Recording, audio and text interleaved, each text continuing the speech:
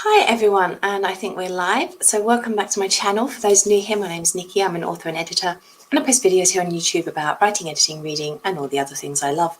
It's the latter we're here for this morning because it's practically the end of the month. We've got one day to go. So I figured I would do my roundup of all the things I've been watching during May for you. So let me just get rid of this banner out of the way. There we go. So in some ways, I would say it's been a slightly quiet month. I don't know why particularly. I've had quite a lot on for work and things, but I've also been finishing some quite long series, and one of them I haven't quite finished, but I'll be talking about that one next time. So we've got a few things to mention though. So I'll kick straight off with the film I watched on DVD, which is a DVD I bought, and it's the Danish movie Another Round from 2020, starring Mads Mikkelsen. This is one I almost went to see in the cinema, but just didn't get up the enthusiasm to bother going out. And honestly, the cinema prices these days, when the DVDs come out so soon after the movies, unlike in the past where you had to wait a year or something, they're now out within a couple of months or so generally. And it's almost the same price or even cheaper sometimes to buy the DVD, I've found. By the time you pay costs of food and drink and travel to the cinema, plus the ticket, that's usually more than the cost of a DVD, and then you can watch it again and again if you like it. So I have started sort of thinking that apart from big blockbusters, things like the Marvel films where it is really worth seeing them on the big screen, that maybe it's better for some of these smaller, more art house drama movies just to buy the DVD. I'm probably going to do that for Minari, the Korean movie, which is still showing in cinemas here, and I was umming and ahhing about going to see it. But then I noticed it's already out on DVD, and as I said, the DVD worked out cheaper than going to see it in the cinema pretty much, or roughly the same price or cheaper. So I'm thinking I'll probably buy that on DVD. So I might buy that in the next week or so, and then I'll tell you about that in June. But anyway, on to Another Round for now.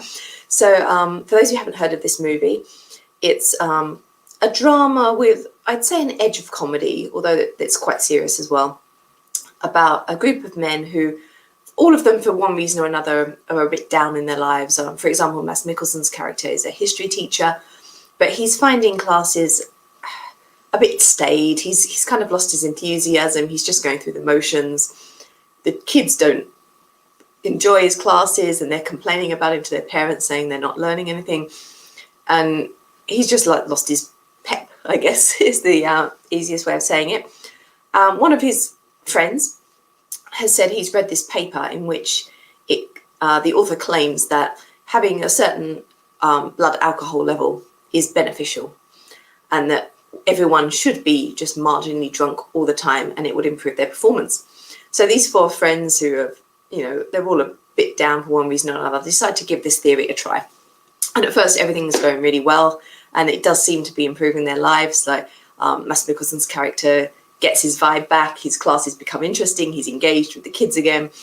But as you might imagine, things do take a bit of a downward spiral as they keep upping and upping the amount they're consuming.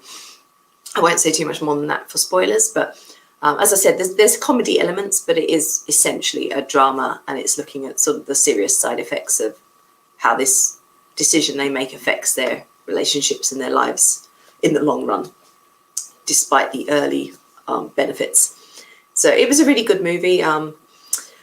Definitely recommend it if you're into sort of serious drama, but that gives you a few laughs along the way. The next piece I watched is one of those that's been taking up a bit of time, and I've been watching it over a couple of months, and that's Word of Honor. And I've been watching it on YouTube, and they've been releasing 3 episodes a week. So it finally finished with the last few episodes at the beginning of May. So this is a Chinese drama. It's essentially a kind of wuxia costume drama with a bit of a boiler vibe. A reasonably heavy boiler vibe, actually, compared to some other ones. They kind of push the boundaries a little bit on what they could get away with. And it's the usual kind of storyline from one of these. There's, some sort of mystical objects, and everyone's after them. And the hero and the 2 main guys are essentially a hero and villain. It's a bit of a morally grey area sometimes, because they can't make the the love interest too evil. He's perceived as a villain, let's say. And look, I really enjoyed this one. The Untamed is still my favourite, definitely, but I really loved the relationship between the characters in this one. And it looks great. As usual, some of the female characters are a little bit screechy. I don't know if it's just I've really watched mostly like wushier ones, but the young female characters always seem to speak in these really screechy, like over-the-top voices, which I kind of find a bit annoying. But that aside, it was really enjoyable. Once I got into the story, I was really engaged with it. The ending leaves things a little bit open, and in fact, I have a sister-in-law who's Chinese and who has also watched this, and I wondered if there was sort of some cultural element I wasn't getting. So I did ask her about the ending, and she said no, it wasn't something I'd missed. It is just left like up to the viewer to make their mind up about what happened to the two main characters at the end. So, but definitely, if you enjoyed The Untamed, then you'll definitely love Word of Honor. It is on YouTube still, I think, free to watch with English subtitles, but I believe it's also about to come out on Netflix. So if you have Netflix, you'll be able to watch it on there too. So moving on to Netflix, quite appropriately now. I watched a few things on Netflix. I think, let's have a look at my list. 5. I've got 5 things to mention. So the first of those is the only English language one, so I'll do that first, and that's Love, Death and Robots Season 2. I really enjoyed Season 1 of Love, Death and Robots, so I was interested to see what they would come up with for Season 2. And it was certainly still really entertaining. There were some excellent episodes. Some of the standout ones for me, this season tended to focus a little bit on technology that kills you. So we had an episode where a woman's vacuum cleaner was trying to kill her because of a malfunction. And there's another episode where a guy has crash landed during a space battle and he's gone to what should be the safety hub. But the maintenance robot has malfunctioned in that and is also trying to kill him. That was a little bit of a theme this year. Those were both good. I liked Snow in the Desert, which was an interesting piece about two characters who, for different reasons, are going to live forever and are looking for a connection, a relationship. And one that really stood out as being very funny was a sort of Santa Claus take, where Santa Claus is somewhat of a monster when the children come downstairs and try to see him delivering the presents. That was really funny. So definitely some really great episodes. So if you liked Season 1, you're definitely in love Season 2. If you haven't checked out any of them yet, they're really worth watching. They go for between 10 to 20 minutes each, so they're nice little watches. If you haven't got time to fit in another complete episode of something at the end of the night, you can stick on one of these or one or two of these. And they're great little sort of sci-fi, a really interesting mix of animation styles. And so definitely there's something for everyone in there.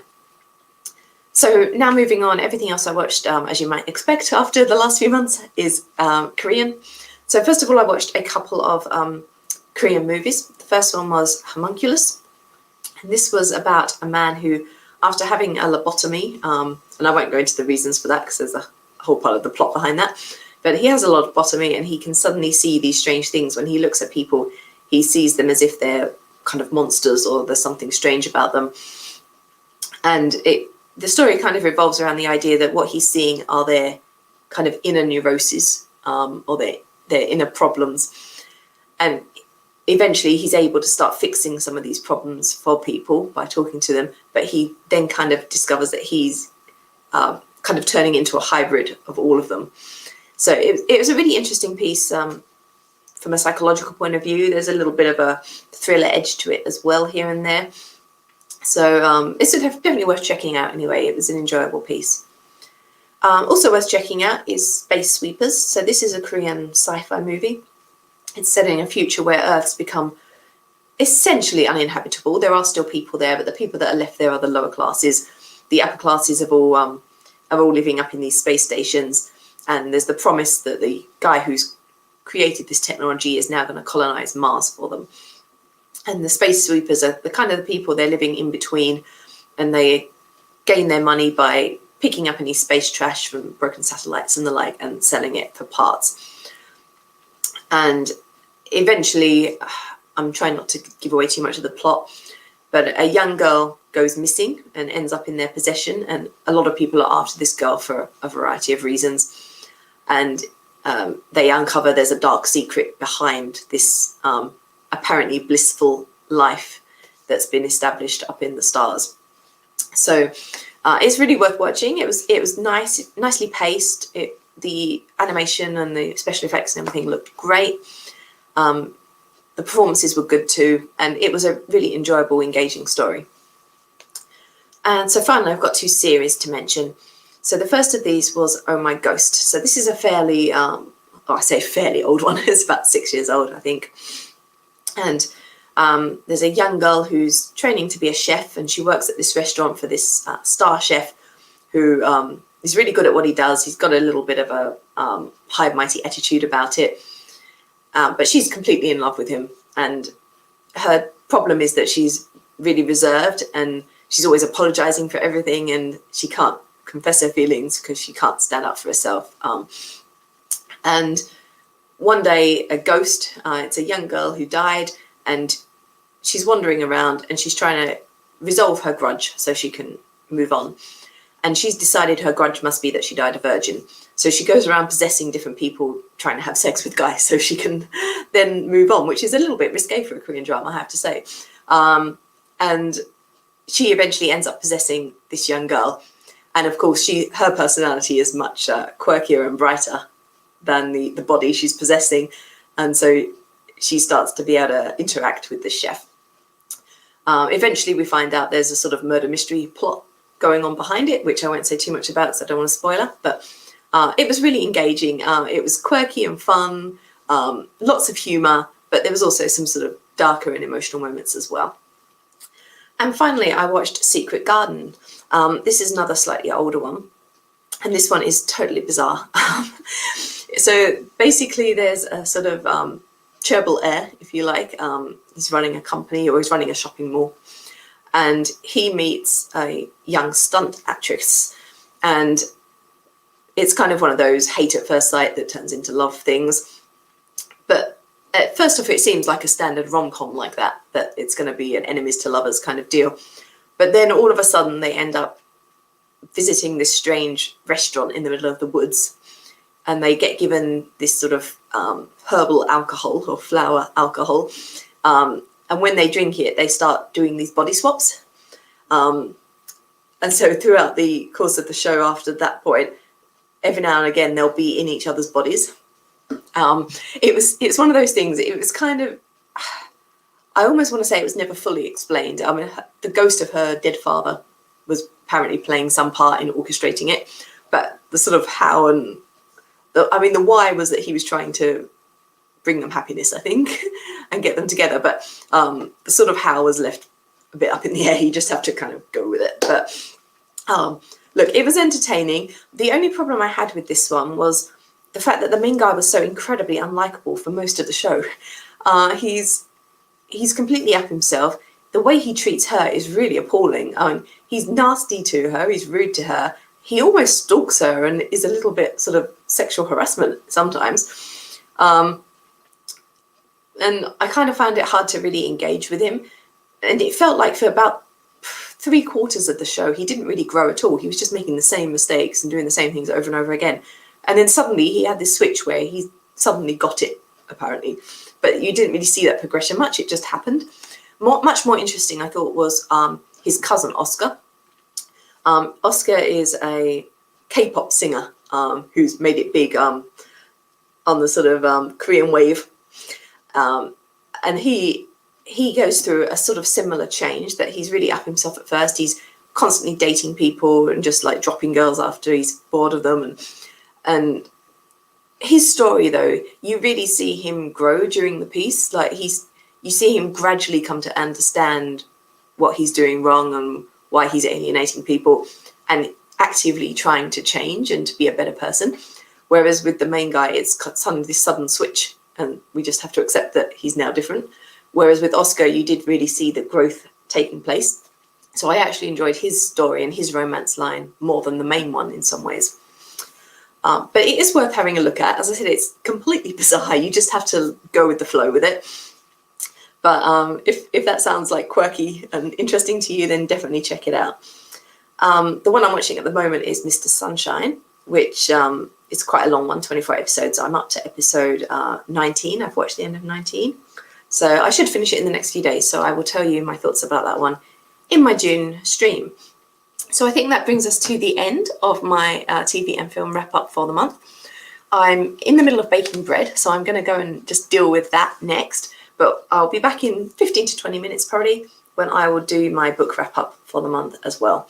So I hope you'll join me for that, and I hope to see you again at the end of next month for another of these TV and film streams. Of course, I'll have a couple more videos for you during June before then, pre-recorded stuff as well. So bye for now, everyone, and I hope to see you again in a few minutes.